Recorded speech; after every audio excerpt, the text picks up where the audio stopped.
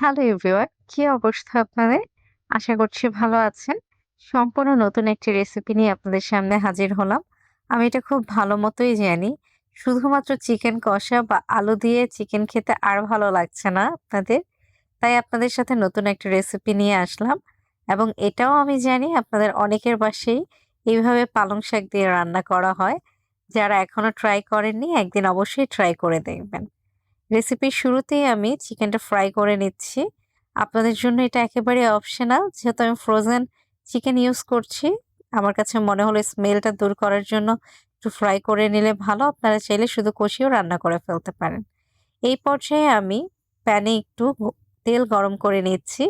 পেঁয়াজ কুচি দিয়ে সেটা খুব ভালোভাবে রান্না করব।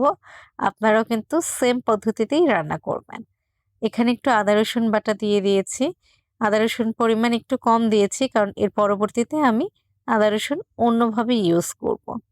তো পরিমাণ মতো গরম মসলা, তেজপাতা আপনারা দিয়ে দিবেন। আসলে রান্না যেটা হয় একেকজনের একেক রকমভাবে রান্না করতে ভালো লাগে। আপনারাও যদি নতুন কোনো রেসিপি আমার সাথে শেয়ার করতে চান, অবশ্যই কমেন্ট করে জানিয়ে দিবেন।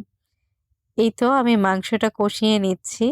একেবারে কম মসলা দিয়েছি কারণ আমার প্রত্যেকদিন যেহেতু চিকেনটাই বেশি খাওয়া হচ্ছে, এজন্য এখন আর এত মসলাযুক্ত খাবার ভালো লাগে না।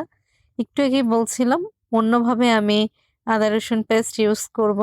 সো এখানে আমি কাঁচামরিচ বাটা আর দিয়েছি হচ্ছে আদা রসুন, আর একটা সিক্রেট জিনিস দিয়েছি। সেটা কি বলবো আপনাদের সাথে? শেয়ার করেই দেই তাহলে। এখানে দিয়েছি হচ্ছে ধনিয়া পাতা।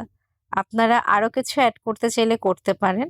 আর আমি হচ্ছে যেটা করেছি সামান্য একটু লবণ দিয়ে আলু আর পালং শাকটা বয়েল করে নিয়েছি।